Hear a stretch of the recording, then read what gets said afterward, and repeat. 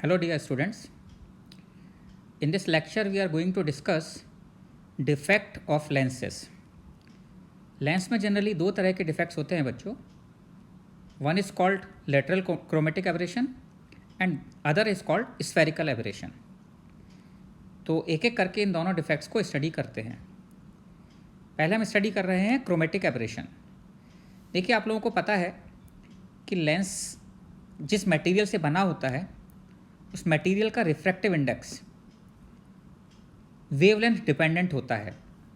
हम लोगों को ये पता है कि कॉचीज फार्मूला होता है mu equal to a plus b by lambda square. इस फार्मूले से हमें ये पता लगता है कि डिफरेंट कलर्स के लिए रिफ्रैक्टिव इंडेक्स डिफरेंट होता है म्यू. और हमको ये भी पता है बच्चों कि फोकल लेंथ म्यू पर डिपेंड करती है. F is dependent on mu. इसका मतलब ये हुआ कि अगर एक वाइट लाइट इंसिडेंट होगी लेंस पर तो वाइट लाइट में तो सारे 7 कलर्स होते हैं, लेकिन हर कलर की फोकल लेंथ अलग अलग होगी. और हर एक की फोकल लेंथ अलग अलग होने का मतलब रेज अलग अलग पॉइंट पर फोकस करेंगे. तो अगर हम ऑब्जेक्ट को जिसकी हमें इमेज बनानी है उसको वाइट लाइट से इल्यूमिनेट करें तो लेंस से बनने वाली इमेज कलर्ड होगी और पॉइंट इमेज नहीं होगी, वाइट नहीं होगी. ये जो डिफेक्ट होता है this defect is known as chromatic aberration. White light use करने पर जो इमेज बनती है वो कलर्ड बनती है. अब इसके बारे में हम थोड़ा डिटेल में पढ़ते हैं. देखिए ये तो हमें पता है कि mu v greater than mu r होता है. इससे पता लगता है हमें वेवलेंथ से. तो अगर हम ऊपर वाले फॉर्मूले से वैल्यू देखें 1/f equal to mu minus 1, इससे अगर हम देखें तो हमें पता लगता है कि F R greater than F V होगा. F R greater than F V आपको ये बताता है कि अगर पैरेलल रेज इंसिडेंट होंगी तो रेड कलर की रेज ज़्यादा डिस्टेंस पर मीट करेंगी, वायलेट कलर की रेज कम डिस्टेंस पर मीट करेंगी. ये मैंने फिगर में दिखाया हुआ है, आप ध्यान से देखें. फिगर में वाइट लाइट इंसिडेंट हो रही है और वाइट लाइट इंसिडेंट होने से ये जहाँ पर मीट कर रही हैं वाइट लाइट इंसिडेंट हुई. तो आप देख सकते हैं कि रेड कलर की लाइट ज़्यादा डिस्टेंस पर फोकस हुई और वायलेट कलर की लाइट कम डिस्टेंस पर फोकस हुई. इनके बीच का जो डिस्टेंस है वो f are minus F v है. अगर हम ये देखें कि इमेज कैसी बनेगी बच्चों तो ये इस चीज़ पर डिपेंड करेगा कि आपने स्क्रीन कहाँ पर रखा हुआ है. अगर हम स्क्रीन 1 पोजीशन पर बात करें तो इस जगह पर आप ध्यान दीजिए. इस जगह पर इमेज पूरी एक इस तरीके से सर्कुलर शेप की बन रही होगी जिसमें इसका मिड पॉइंट तो वायलेट होगा और एजेस उसकी रेड होंगी.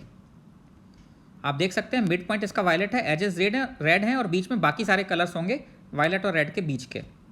लेकिन अगर आप स्क्रीन को पोजीशन 2 पर रखते हैं तो स्क्रीन को पोजीशन 2 पर रखने पर इसका जो सेंट्रल पॉइंट है ये रेड होगा और एजेस जो हैं ये वायलेट होंगी.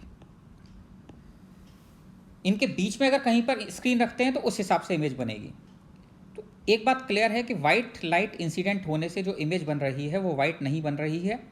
कैसी बन रही है और कैसी हमें दिखाई दे रही है, तो कलर्ड बन रही है. और दिखाई कैसी देगी वो इस चीज़ पर डिपेंड करेगा कि आपने स्क्रीन को कहाँ पर प्लेस किया है. अगर हमें देखें कि ये f are minus F v, तो बेसिकली इस पूरे f are minus F v area में ये जो इमेज है ये कलर्ड और ब्लड बन रही है. तो f are minus F v का डिफरेंस जितना ज़्यादा होगा वो लेंस उतना ही ज़्यादा डिफेक्ट क्रिएट कर रहा है. इसलिए f are minus F we को हम डिफाइन कर देते हैं लॉन्गिट्यूडनल क्रोमेटिक एबरेशन. तो longitudinal chromatic aberration is basically ये पैरामीटर कि उस लेंस में कितना ज़्यादा डिफेक्ट है. तो देख लीजिए, मैं यहाँ पर एक बार आपके सामने पढ़ देता हूँ. Lateral chromatic aberration also known as transverse chromatic aberration. Lateral chromatic aberration बोल दीजिए या ट्रांसवर्स क्रोमेटिक एबरेशन बोल दीजिए, एक ही बात है. This occurs when different wavelength of colours focus at different positions. अलग अलग कलर की रेस अलग अलग पॉइंट पर फोकस होती हैं. ये डिफेक्ट मिरर्स में होगा या नहीं होगा अगर आपसे पूछा जाए तो आपको पता है कि मिरर की फोकल लेंथ में कहीं पर भी म्यू नहीं आता. मिरर की focal length f equal to r by 2 होती है और हर कलर के लिए f equal to r by 2 ही होती है. इसलिए लॉन्गिट्यूडनल क्रोमेटिक एबरेशन का जो डिफेक्ट है ये मिरर्स में नहीं होता. LCA does not occur in mirrors. तो हम लोग ये देखना चाहते हैं कि F R minus F v की वैल्यू कितनी होगी. तो ये हम बड़े आराम से देख सकते हैं. देखिए 1/f हमें पता है mu minus 1/r1 minus 1/r2 होता है। ये जो फोकल लेंथ f है, ये अगर हम कुछ नहीं बोल रहे हैं तो मीन कलर की फोकल लेंथ होती है, येलो कलर की फोकल लेंथ होती है। मीन कलर येलो कलर लेते हैं, ये हम पहले देख चुके हैं। अगर मैं अब इसमें म्यू को चेंज करूं, म्यू को कहाँ से कहाँ तक चेंज कर सकते हैं? रेड से वायलेट तक, म्यू वी और म्यू आर। तो अगर म्यू में थोड़ा स्मॉल चेंज हो रेड से वायलेट, तो फोकल लेंथ भी चेंज हो जाएगी। अगर हम ये देखना चाहते हैं कि म्यू में चेंज होने की वजह से फोकल लेंथ में कितना चेंज होगा, तो इस इक्वेशन को डिफ्रेंशिएट कर दें। तो for small change in mu, for small change in mu by d mu, इसमें डी म्यू का चेंज किया, डी म्यू कितना हो जाएगा? Mu v minus mu r. Focal length f changes by d f. तो डी म्यू से अगर focal length में चेंज डी एफ हो रहा है, तो इनमें रिलेशन निकालने के लिए हम क्या करें? इस इक्वेशन को डिफ्रेंशिएट कर दें। डिफ्रेंशिएट करने पर हमारे पास क्या आ जाता है? इक्वेशन 1 को डिफ्रेंशिएट करने पर minus d f divided by f square is equal to d mu. 1 तो कांस्टेंट है, म्यू का डिफ्रेंशिएशन क्या हो गया? डी म्यू, और 1/r1 माइनस 1/r2 तो कांस्टेंट है। तो अगर आप इस इक्वेशन को डिफ्रेंशिएट करेंगे तो will get minus d f upon f square equal to d mu 1/r1 minus 1/r2। इन दोनों इक्वेशन से हम लोग क्या निकालना चाहते हैं? हम लोग डी एफ निकालना चाहते हैं। बेसिकली लॉन्गिट्यूडनल क्रोमेटिक एब्रेशन क्या है? F are minus F V. F are minus F we को मैं क्या लिख सकता हूँ? D F, change in focal length, और you can say difference of focal length between red and violet. और यहाँ पर हम उसको किससे रिप्रेजेंट कर रहे हैं? डी एफ से रिप्रेजेंट कर रहे हैं डिफरेंशिएशन में। डी एफ मतलब चेंज इन फोकल लेंथ। तो डी एफ यहाँ पर क्या हो जाएगा? डी एफ ही आपका लॉन्गिट्यूडनल क्रोमेटिक एब्रेशन हो जाएगा। तो अगर हम इसको डिफरेंशिएट करा इक्वेशन 2 को, इक्वेशन 1 को डिफरेंशिएट करके इक्वेशन 2 आया, इक्वेशन 1 और 2 को अगर हम डिवाइड कर दें तो हमारे पास जो इक्वेशन आ रही है वो आ रही है d f by f equal to minus d mu divided by mu minus 1। ये आप देख सकते हैं, बिल्कुल सिंपल है। ये आप लोगों को पता ही है कि ओमेगा को हमने कैसे डिफाइन किया था। ओमेगा आप लोगों को याद है क्या है, क्या होता था? Omega was dispersive power. कि किसकी प्रॉपर्टी होती थी बच्चों? डिस्पर्सिव पावर मटेरियल की प्रॉपर्टी होती थी। कैसे हम डिफाइन करते थे? Mu v minus mu r upon mu y minus 1। Mu y जो होता था वो मीन कलर होता था, और उसी मीन कलर के लिए हमने यहाँ फोकल लेंथ एफ ली है। तो म्यू वाई को मैंने सीधे म्यू लिख दिया है यहाँ पर। Mu v minus mu r upon mu minus 1 which can be written as d mu upon mu minus 1, क्योंकि हमने रिफ्रैक्टिव इंडेक्स कहाँ से कहाँ तक चेंज किया है? वायलेट से रेड के लिए। तो d mu upon mu minus 1 लिख दिया। तो अगर हम इस वैल्यू को यहाँ पर देखें तो यहाँ से ओमेगा के बराबर आ जाएगा, और longitudinal chromatic aberration d f की वैल्यू कितनी आ जाएगी? Omega into F y. तो ये आपके पास एक फॉर्मूला आ जाता है। ये फॉर्मूला आपको ध्यान रखना है। Longitudinal chromatic aberration d f equal to minus omega into f. यहाँ पर एफ क्या है? बेसिकली मीन कलर की फोकल लेंथ। और मीन कलर हम कौन सा लेते हैं? येलो लेते हैं। जो भी मीन कलर दिया होगा उसकी फोकल लेंथ ले ली जाएगी। तो ये फॉर्मूला आपको ध्यान रखना है। Longitudinal chromatic aberration is equal to minus omega into F Y और minus omega into F average, where omega is dispersive power of material from which lens is formed and F is focal length for mean colour. तो आपको अगर कभी इस पर base कोई छोटा मोटा प्रॉब्लम डायरेक्ट पूछा जाता है तो वैल्यू पुट करके इसको सॉल्व कर सकते हैं। अब बच्चों बात ये आती है कि क्या इस लॉन्गिट्यूडनल क्रोमेटिक एब्रेशन को रिमूव किया जा सकता है? तो एक सिंगल लेंस के लिए तो हम इसको रिमूव नहीं कर सकते, but for a combination of lens this defect can be removed for any 2 colours of our choice. अगर हम चाहें सारे कलर्स के लिए रिमूव हो जाए तो वो तो नहीं होगा, लेकिन अगर हम चाहें कि हमारी हमारी अपनी रिक्वायरमेंट अलग अलग होती है बच्चों। जैसे मान लीजिए अगर हम चश्मा पहन रहे हैं, आँखों का चश्मा, स्पेक्स, तो हमारी आइज़ जिन 2 कलर्स के लिए मोस्ट सेंसिटिव हैं, हम चाहेंगे कि उन 2 कलर्स के लिए ये डिफेक्ट रिमूव हो जाए हमारे चश्मे में, हमारे स्पेक्स में। और इसी तरीके से मान लीजिए अगर आप कैमरे से फ़ोटो ले रहे हैं तो कैमरे का जो लेंस है वो जिन 2 कलर्स के लिए मोस्ट सेंसिटिव है, आप चाहेंगे कि उन 2 कलर्स के लिए ऐसा कॉम्बिनेशन यूज़ किया जाए। वो फोटोग्राफिक प्लेट जिस पर इमेज बनती है, वो फोटोग्राफिक प्लेट जिन 2 कलर्स के लिए मोस्ट सेंसिटिव है, आप चाहेंगे कि ऐसा लेंस का कॉम्बिनेशन यूज़ करें कि उन 2 कलर्स के लिए ये डिफेक्ट एटलीस्ट रिमूव हो जाए। तो किन 2 कलर्स के लिए आप डिफेक्ट रिमूव करना चाहते हैं, ये आपकी अपनी चॉइस है, आपकी अपनी रिक्वायरमेंट है। आप स्पेक्स के लिए बना रहे हैं, आप कैमरे के लिए बना रहे हैं, या कहीं और यूज़ कर रहे हैं। But this defect can be remove for any 2 colours of our choice. For that will have to use combination of lens. तो यही चीज़ यहाँ पर लिखी हुई है, देख लीजिए। In a single lens there is always some chromatic aberration. This can be removed for any two colors of our choice by combining two or more lenses. अब वो टू और मोर लेंसेज की क्या प्रॉपर्टीज होनी चाहिए, इसी पे बेस प्रॉब्लम्स बनती हैं। तो प्रॉब्लम्स जो होती हैं वो किस कॉन्सेप्ट पे बनती हैं और किस फॉर्मूले पे बनती हैं, उस फॉर्मूले को हम प्रूव करने जा रहे हैं। और इस कॉम्बिनेशन को बोलते हैं achromatic combination of lenses. Achromatic combination of lens मतलब जिसमें किन्हीं दो कलर्स के लिए इस डिफेक्ट को रिमूव कर दिया गया हो। तो ज़रा ध्यान दें, अगर हम दो लेंस ले लें, focal length of two lenses is f1 and f2। For mean colours ले रहे हैं ऑब्वियसली, बार बार बोलने की जरूरत नहीं है। Suppose focal length of two lenses is f1 and f2, then for combination जो फोकल लेंथ होगी वो कितनी होगी, 1/f equal to 1/f1 plus 1/f2 होगी। अगर मैं इसको डिफ्रेंशिएट कर दूं तो मैं चाहता हूं कि जो इक्वलेंट फोकल लेंथ आए df, उसमें जो चेंज आएगा दो कलर्स के लिए वो जीरो होना चाहिए। df क्या था, लॉन्गिट्यूडिनल क्रोमेटिक एबरेशन। तो df को हम जीरो करना चाहते हैं, तो मैं इस इक्वेशन को डिफ्रेंशिएट कर देता हूँ। तो डिफ्रेंशिएट करके मेरे पास क्या आ रहा है, minus df divided by f square equal to minus df1 upon f1 square minus df2 upon f2 square. और df हमें पता है बच्चों कितना होता है, ओमेगा इंटू fy।